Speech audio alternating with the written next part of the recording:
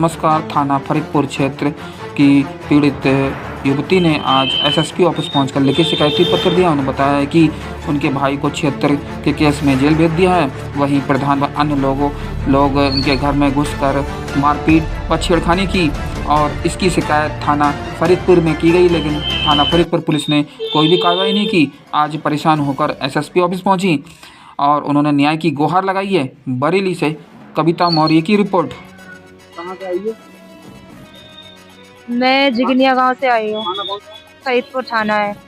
क्या करना है इसकी ऑफिस? मुझे एसएसपी ऑफिस में ये शिकायत करनी है कि प्रधानी की रंजिश है। मेरे गांव के जो प्रधान है, प्रधानी की रंजिश की बरेली से लड़ाई से कविता मौर्य की हमारे रिपोर्ट। साथ में गलत हुआ है कि हमारे घर में घुस के हमें मारा पीटा है और हमारे भाई पे झूठा इल्जाम लगा के 76 के केस में जेल भिजवा दिया है। दारू पीकर नशे में संजीव और नरेंद्र मेरे घर में घुस चुके थे, तो हमने चौकी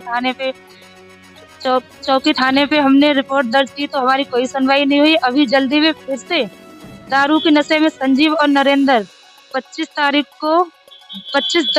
को हमारे घर में दोबारा फिर से घुसे थे। फिर भी हमने चौकी थाने पे कही, लेकिन हमारी कोई सुनवाई नहीं हुई। ये लोग हर टाइम दारू पीकर दारू के नशे में हमारे घर में रात बरात घुसते हैं। क्या रंजिश है? हमारी प्रधानी की रंजिश है कि हमने इन लोगों के लिए इलेक्शन में वोट नहीं दिए थे। इस रंजिश से कई बार हमारे साथ में ये लोग लड़ाई झगड़ा कर चुके हैं और अब जल्दी से हमारे घर में पहली बार घुसे थे जब दारू पीकर दारू के नशे में पहली बार में राजेंद्र और नरेंद्र घुसे थे। लड़ाई आपके साथ क्या किया? हमारे लिए उन्होंने मारा पीटा था लात भूसों से। फिर हमने लात भूसों से मारने के लिए मना किया था, तो मेरे कपड़े उपड़े फाड़ने लगे, सब मेरे कपड़े फाड़ दिए उनने। फिर मेरे भाई बोले, मतलब फिर वो प्रधान कहने लगे कि तुमने एप्लीकेशन लगाई, तुम्हारा कुछ ना हुआ और हम देखो अब तुम्हारे लिए किस तरह से एफआईआर दर्ज करा के फंसाते हैं। तो उन्होंने कहा हम देखो किस तरह से तुम्हारे लिए फंसाते क्या हैं। नाम है? प्रधान का नाम है सतपाल, लेकिन वो पढ़े हुए नहीं है। उनके दामाद प्रधानी चला रहा है संजीव कुमार। तो वो कहते हैं कि तुम हमारा कुछ नहीं उखाड़ पाई चौकी थाने जाके, और हम देखो किस तरह से मुकदमा लिखवाते हैं, हम तुम्हारे लिए फंसाएंगे। तो उन्हें तो आप थाने गए?